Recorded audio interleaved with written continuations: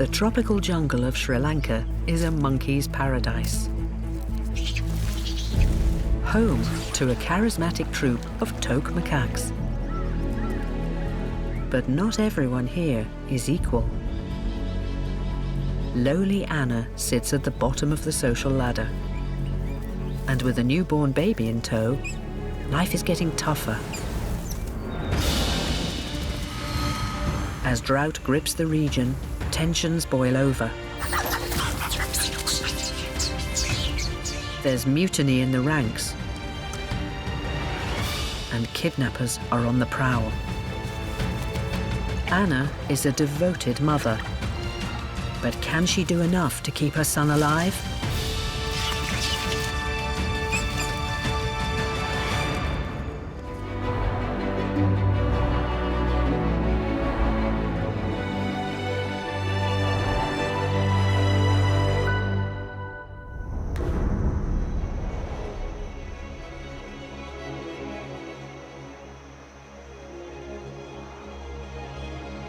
A lush tropical forest rises from the central plains of Sri Lanka. Hidden amongst the trees, an ancient city lies in ruins. Once home to great kings, its rulers are now long gone.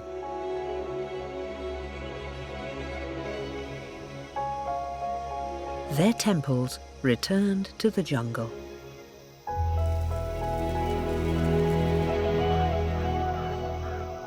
And there's a new king in residence.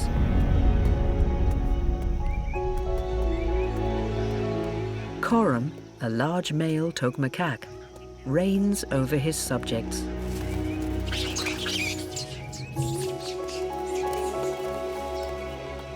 He's fought his way to the top and held his throne for 2 years.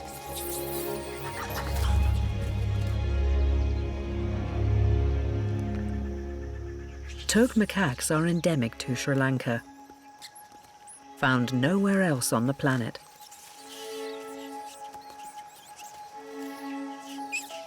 Here, amongst the ruins, they've adapted to make this place home.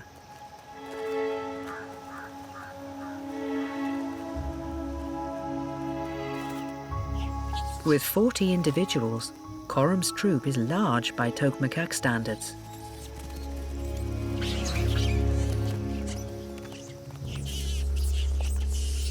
It takes a good leader to keep everyone in line. Korom signals it's time for breakfast.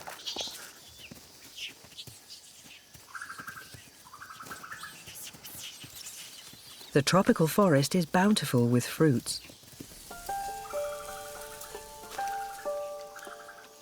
Figs are one of their favorites.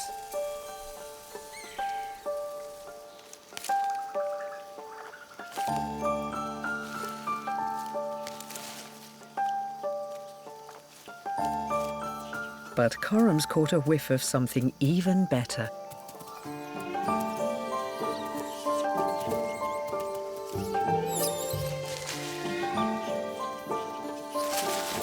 He's found the jackpot.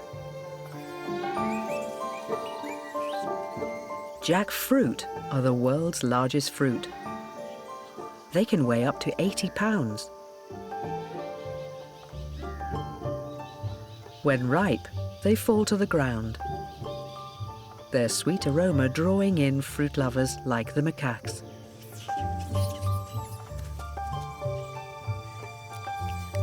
A breakfast fit for a king.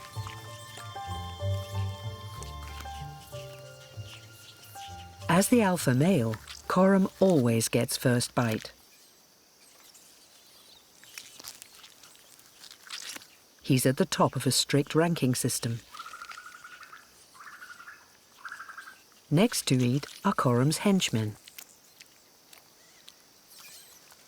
High-ranked males, these are his closest allies.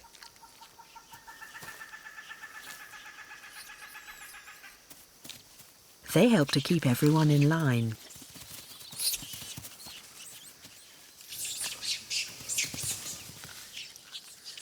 When the males have had their fill, it's time for the sisterhood.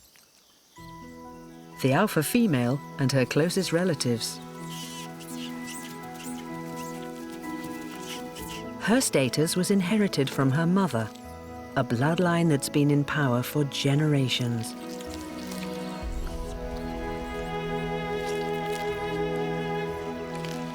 Finally, the youngsters of the sisterhood get their turn.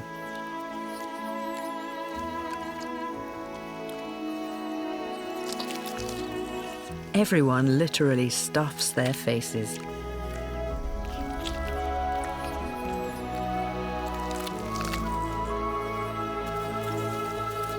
Stuffed cheek pouches almost double the size of the face. It's a clever way to gather food while the going's good.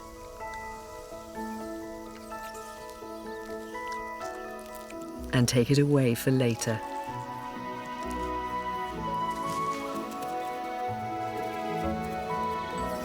While life at the top is fruitful, it's a very different story for those at the bottom. Anna is the troop's lowest ranked female. She's around 11 years old, has a distinctive red face, and has spent her whole life being last. Her lowly status is an unfortunate inheritance from her mother. There's no jackfruit breakfast for her. Instead, she forages for roots and grubs. She needs all the food she can find because she's heavily pregnant and due any day. It's been a tough 5 months, but she's doing the best she can. After breakfast, the troop spends the day socializing and grooming, never straying too far from their temple home.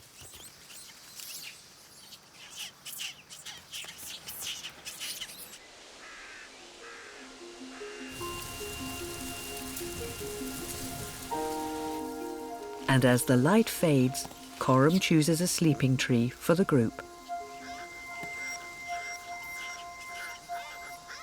The highest-ranked members get the best spots, high in the canopy, away from nighttime predators.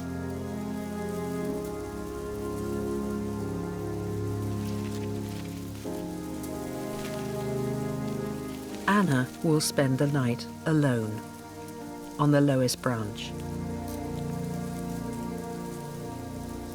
But she's vulnerable here. Beneath her, leopards and other nocturnal creatures emerge to take over the forest.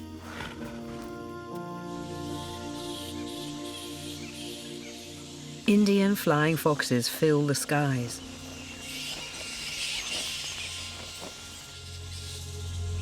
In a single night, these giant fruit bats will travel up to 40 miles in search of food.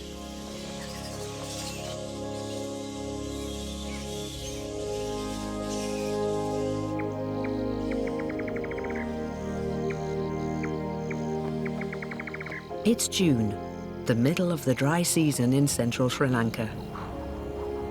An 8-month period of little rain that follows the torrential monsoons. But this year, the monsoon rains never came. Waterholes that never fully replenished are now running dry.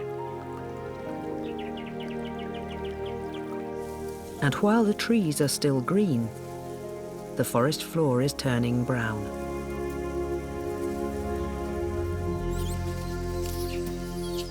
Once again, Korom leads the troop out for breakfast.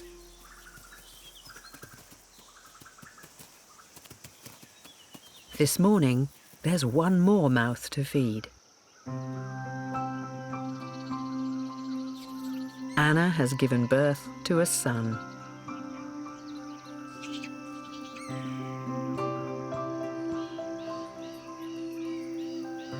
He's only 6 hours old, and needs almost constant nursing.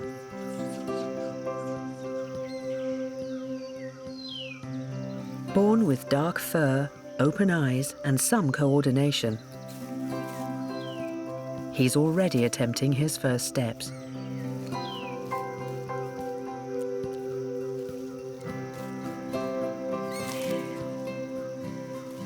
In these first few weeks of life, he'll spend 90% of his time trying to nurse and will be dependent on her milk for the next 6 months. Like all monkeys, he's born with the ability to grip and hold on tight.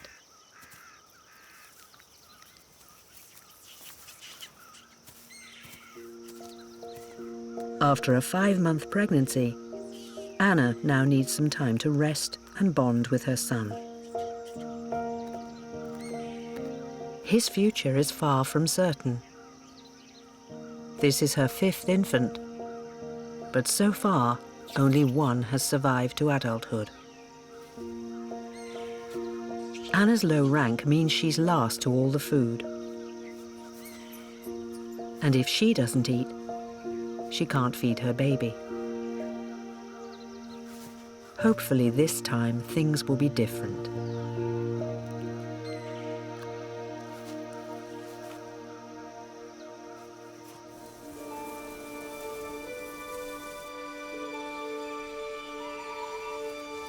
During the hottest part of the day, temperatures hit 95 degrees Fahrenheit. Korom and his troop wait out the heat in the relative cool of the shade. They often cozy up together in groups. Some of the older females have very red faces, but this isn't because they're too hot.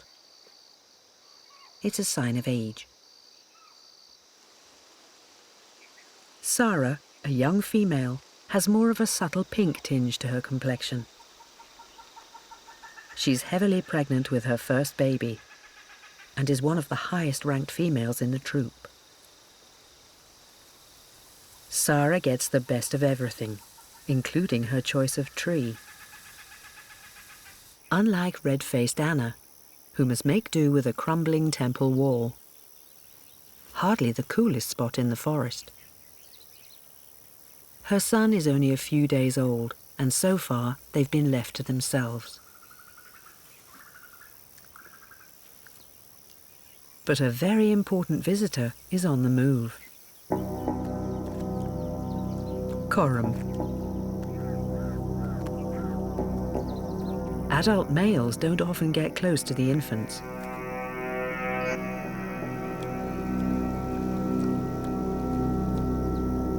They have no role in their upbringing.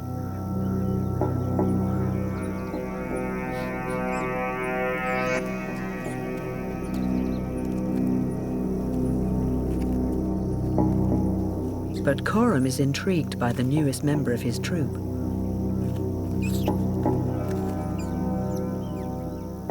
This helpless creature is actually his son.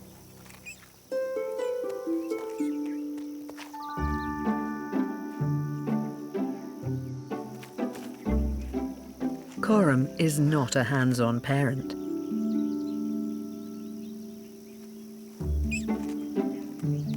He's not even sure he wants to touch him. Anna, like all toque macaque mothers, will raise the baby on her own. But the arrival of their infant means she at least gets some special time with Korom. A rarity for this low-ranking female.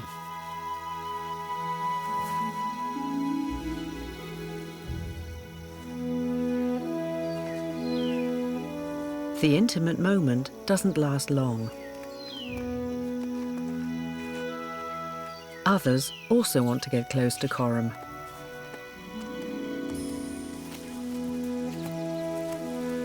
Sarah's not about to miss out on social networking.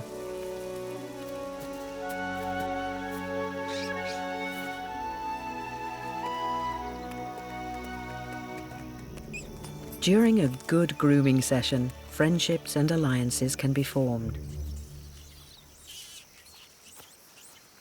and status reaffirmed.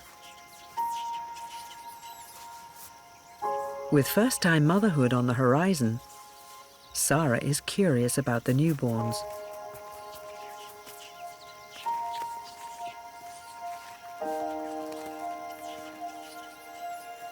And she's taken a liking to Anna's son.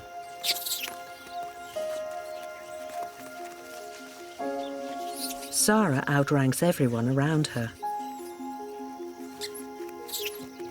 It means she can do as she pleases,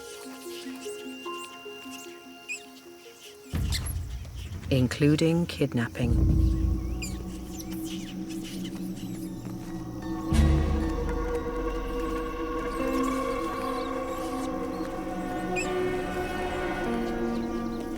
Anna watches in shock as her son is carried away. Abducting another female's infant is not a typical toque macaque behavior. But pregnant Sarah appears to want to mother Anna's son.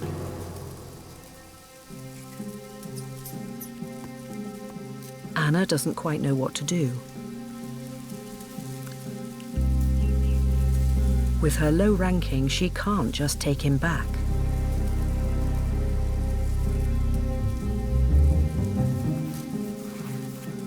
And the kidnapper is not giving him up.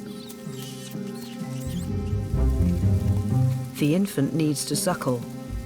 In this heat, he could quickly become dehydrated. He tries to drink from Sarah, but she hasn't got any milk yet.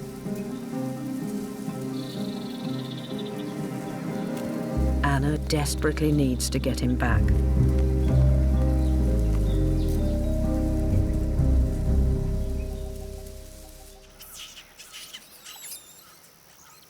Troop tensions are also simmering on the ground, where Korom's keeping a close eye on one of his henchmen.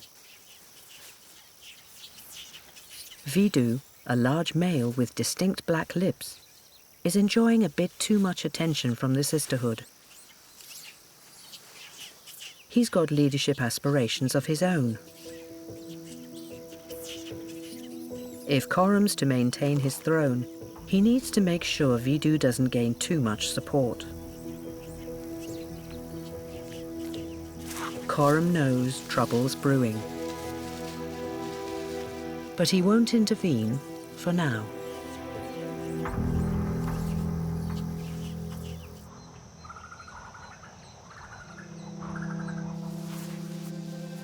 Two hours have passed,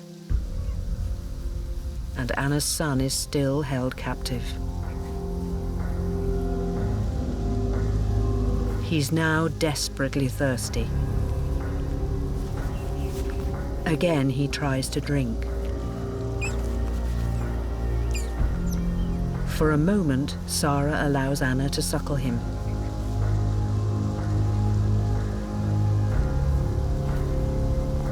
But she's not handing him over.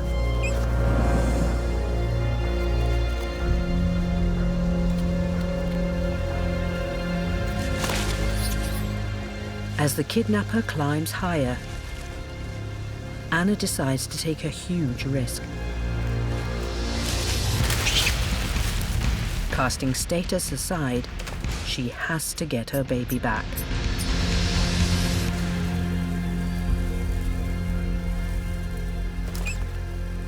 The scuffle pays off, and reunited, mother and infant make a hasty exit.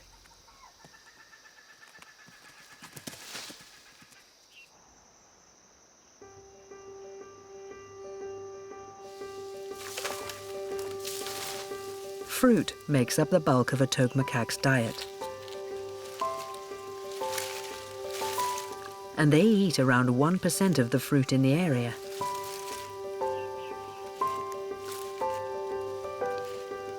They share the forest with a diverse bunch of neighbors. Spotted deer, giant squirrels, and grey langurs.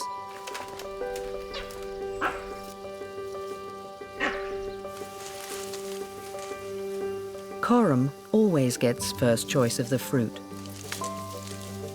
But eating while balancing is hard work.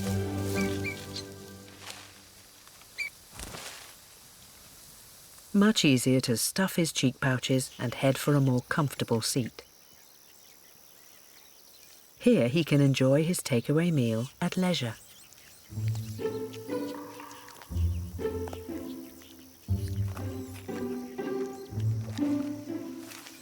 But eating this fruit takes a bit of skill. Each berry stripped and the pips spat out.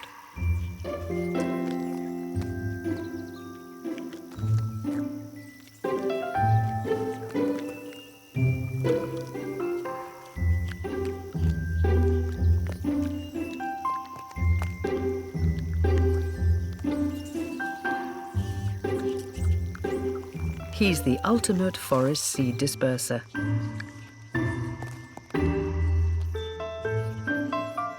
All in a day's work for the king.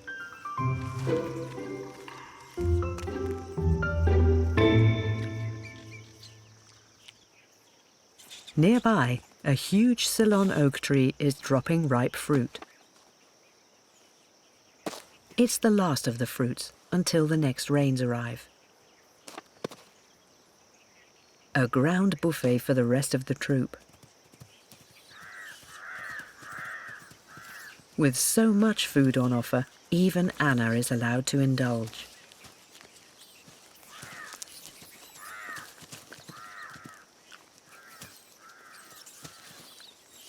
Her son is now 2 weeks old and is starting to explore.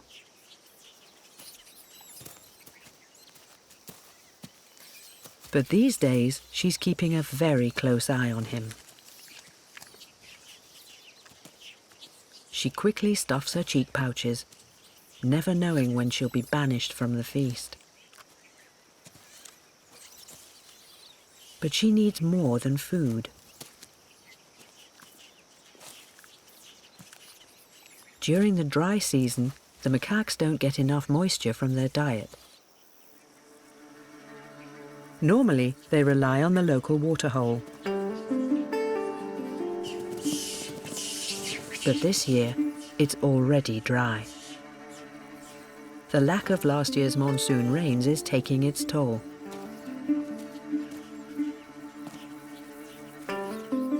If Korom's troop wants to drink, they'll have to think outside the box. One of the advantages of group living is passing down the tricks of the forest.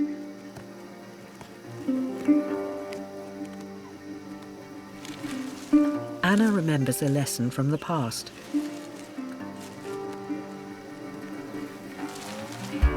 Tree hollows hide precious stores of water.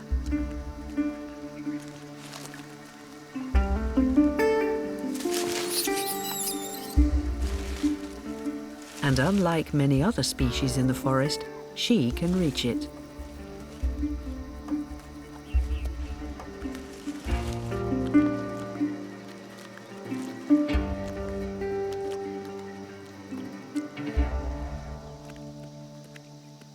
But it doesn't take long for the alpha female to notice.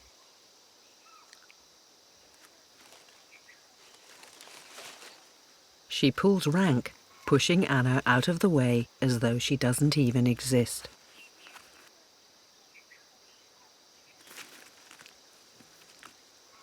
For Anna, it's best just to move on.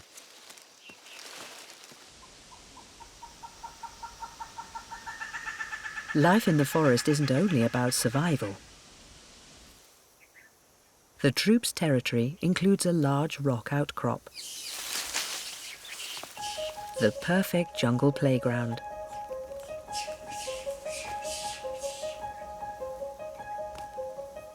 Playtime is an important part of a young macaque's education.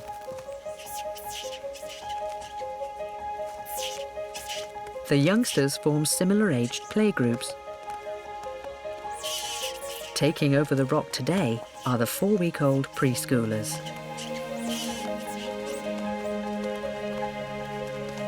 At this age, play is all about testing the boundaries, with whatever comes to hand.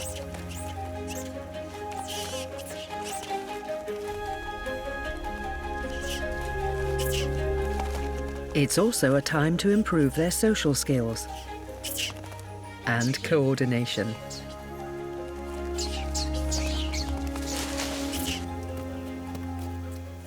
Anna's son is still a little young for this rowdy group. He's in the nursery section, with Anna keeping close. Learning to climb is one of the first lessons for a baby macaque. And he's perfectly built to be a tree dweller. His body fat percentage is almost 0. And as he grows up, it will only increase to around 3%. He'll stay lightweight and agile, able to one day reach the fruits on the end of the branch.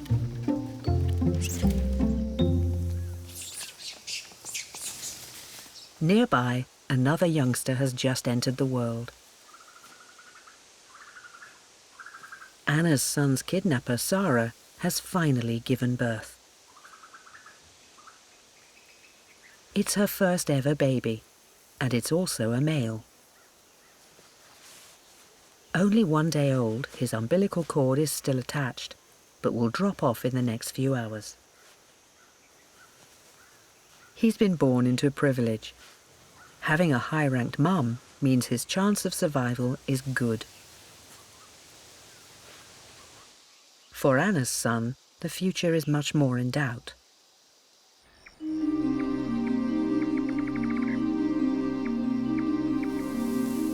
It's early August, and the macaque's forest home is now drier than it's been for years. The monsoon isn't due for a few more months. Many of the trees are dying, and there's no more fruit.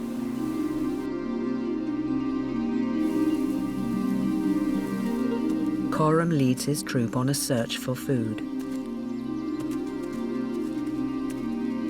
They forage as a group, using generations of knowledge to find hidden ants, seeds, and caterpillars.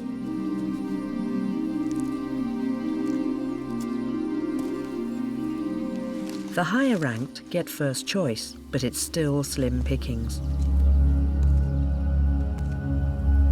Anna must wait her turn. A scrap of watermelon is a lucky find. She needs to be quick before anyone else can steal her prize.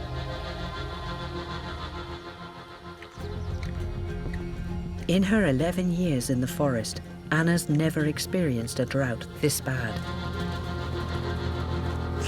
At 6 weeks old, her son is still almost totally reliant on her milk. And with no end to the drought in sight, her supply is at risk of drying up. More than 30% of infants don't make it through their first year. Being at the bottom of the pecking order makes his odds even worse.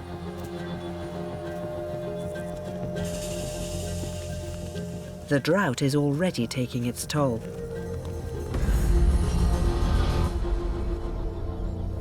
It's the newborn of another low-ranked female.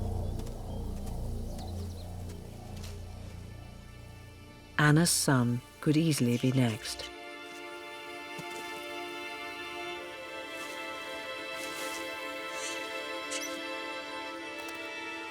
The other animals in the forest are also suffering.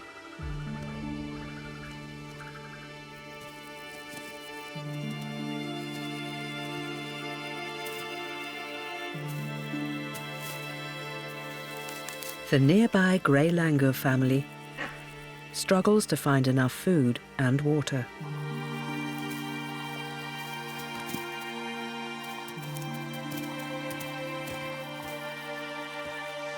The flying foxes usually spend their days sleeping.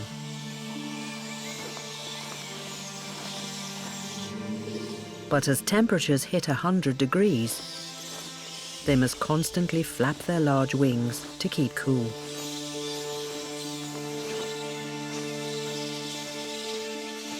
A mother desperately fans her baby.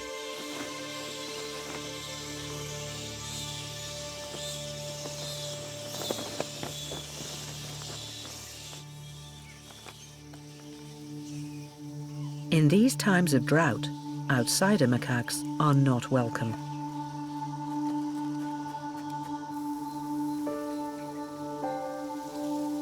Korom keeps watch over the troops' territory. There's barely enough food for his own group. He spots an intruder, one of the neighboring macaques. His show of strength sends a message to back off.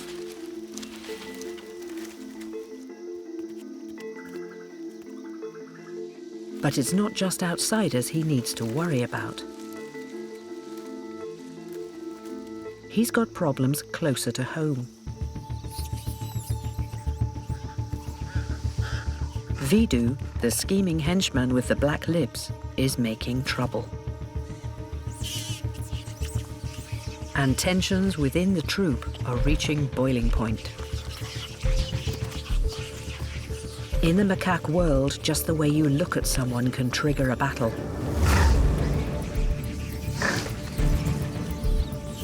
And Vidu's got Korom's attention. His direct stare is a blatant challenge. Starting a fight has huge risks. Both males have inch-long canines that can cause serious damage. An injury can last a lifetime. Korom summons his allies. He needs backup before he makes his move. It's time to put this usurper in his place.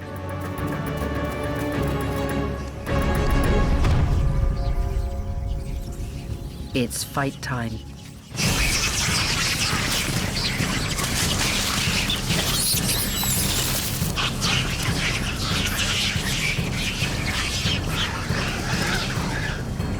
Anna and the other mothers gather up their infants. Everything's at stake. If Vidu wins, he could kill the newborns. A way to make his bloodline dominant.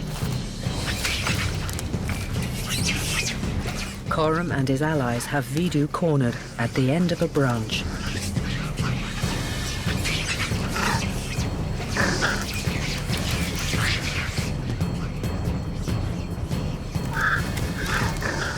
His years of building alliances all come down to moments like this. A quick glance over his shoulder confirms their loyalty.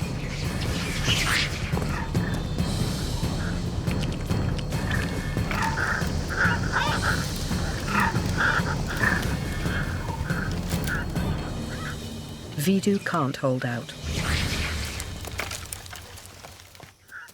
He retreats. Now he'll be banished from the troop.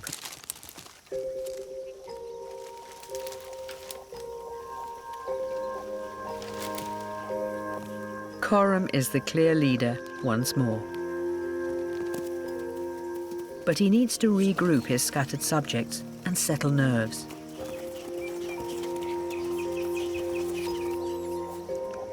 It's a good time to groom and reaffirm their troop bonds.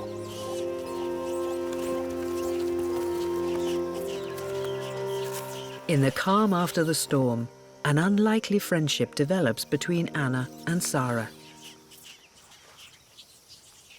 Their sons, born only 2 weeks apart, are starting to bond.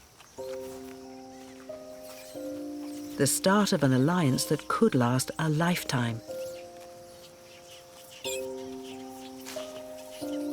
Right now, they're affected by their mother's wildly different status.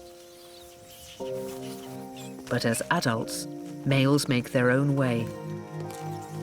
Either of these two could one day be a king. But first, they'll have to survive the drought.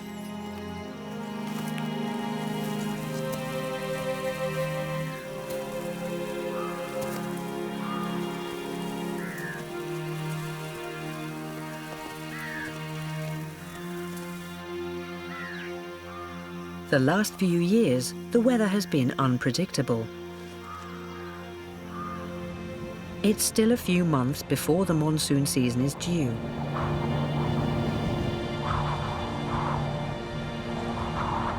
But early storm clouds are building.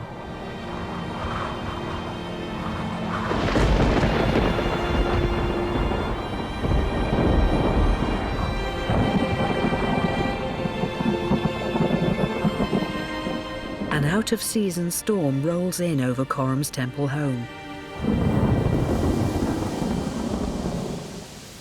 bringing an unexpected but very welcome deluge.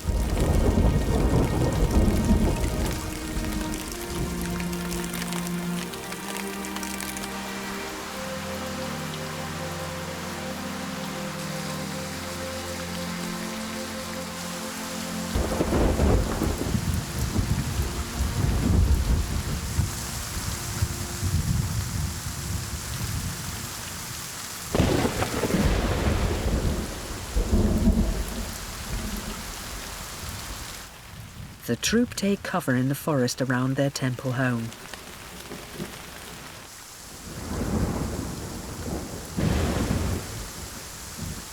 The flying foxes aren't so lucky.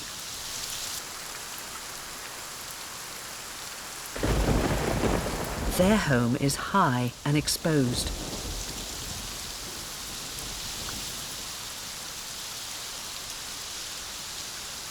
Sharp-clawed toes lock into place, but it's still a bumpy ride.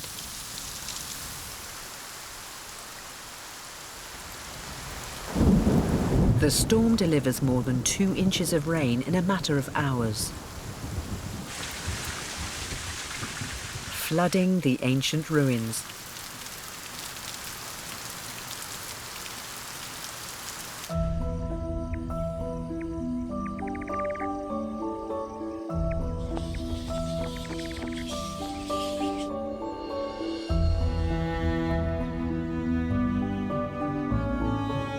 After a stormy night, Korom's troop wakes to a whole new world.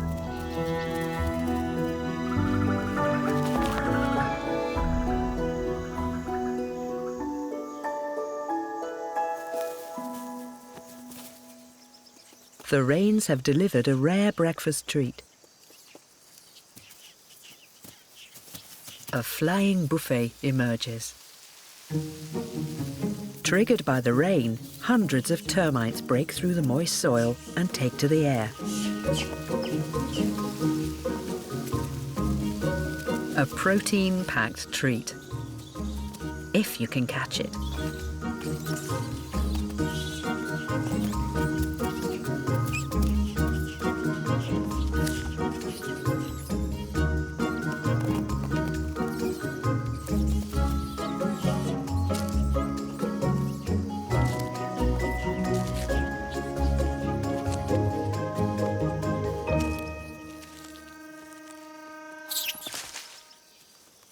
But not everything that emerges with the rain is safe to eat.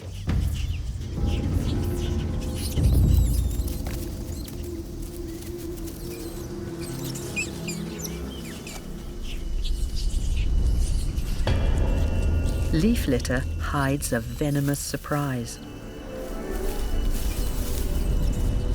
A giant forest scorpion. The largest scorpion species in the world. It can grow to over 9 inches long. Its sting packs a nasty punch. Not lethal to adults, but for a baby, it could mean serious trouble.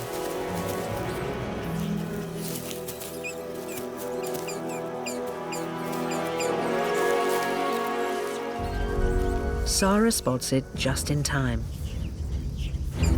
But she's curious. Even with baby on board, she can't resist taking a closer look.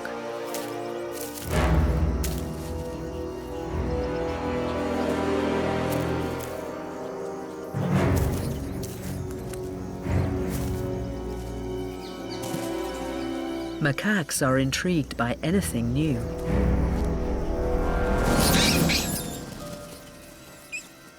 And it's not just Sarah who wants to touch.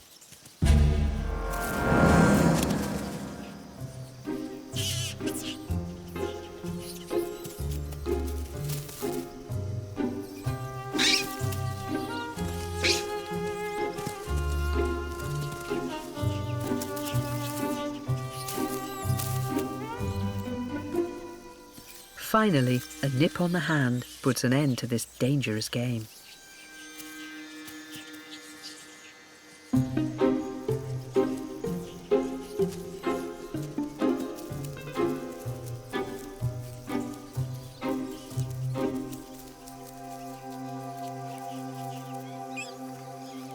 Anna is keeping her son well out of harm's way.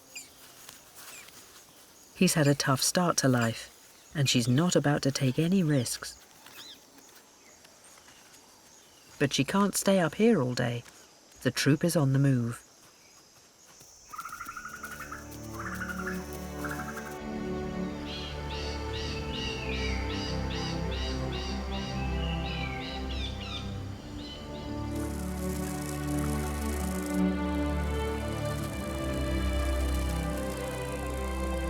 After months of drought, the waterhole has come back to life.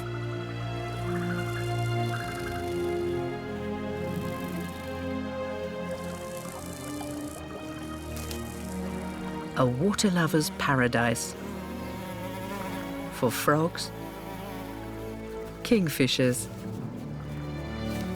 and toque macaques. It's time to finally cool off.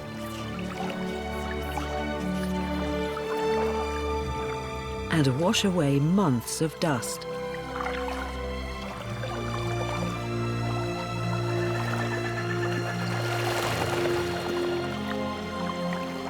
Anna brings her son to the shallows.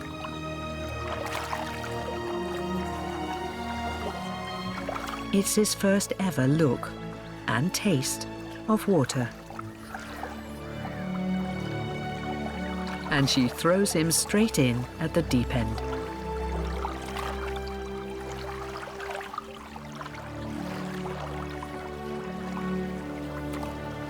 First-time mother Sarah is a little more wary with her son. But the alpha female isn't holding back.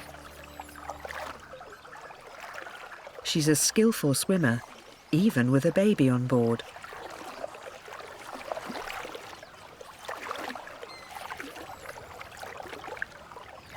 Infant macaques can instinctively hold their breath, just like a human baby.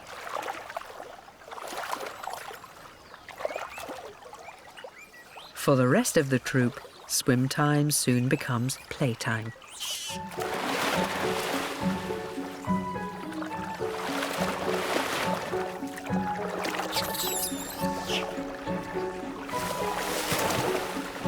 For the youngsters, this is another chance to gain new skills. Toque macaques are not natural-born swimmers.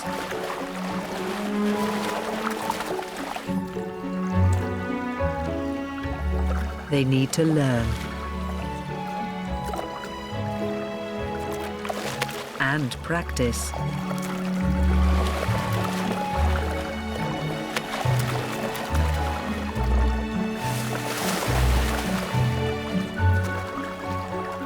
Even Korom and his henchmen join in. A rare moment for the males to let down their guard and play.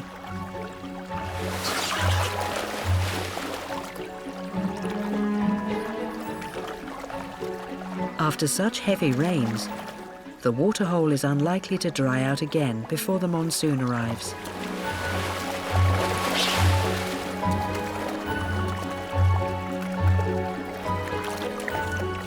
The danger from drought is over.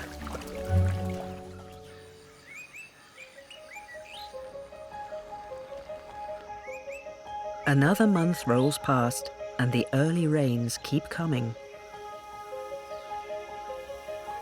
It's now mid-September, and the ancient ruins are once again a shade of green. Fruit trees are flourishing, and figs are back on the menu. It's a welcome banquet after months of waiting.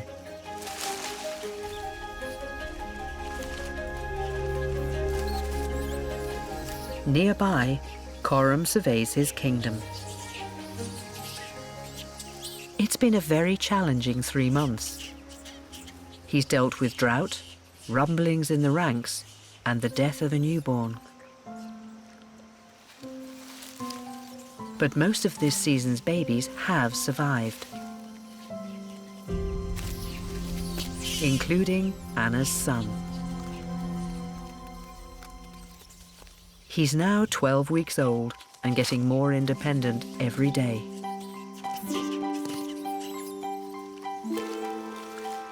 While Anna feeds, he gets on with playtime.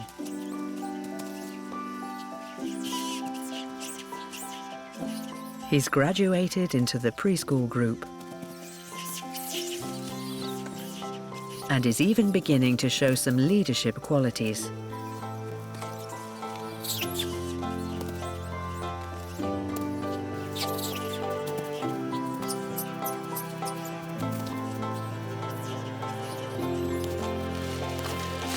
Against the odds, Anna has kept her son alive through the first crucial weeks of his life. She will always be at the bottom of the troop. But her son now has a chance to achieve his own status. She could even one day be the mother of a king.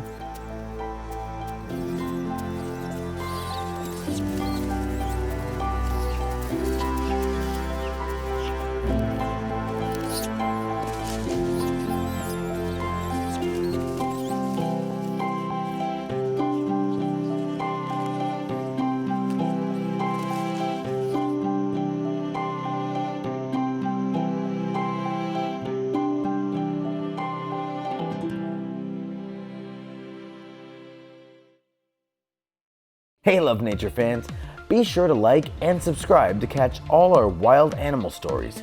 Get closer to nature right here on YouTube.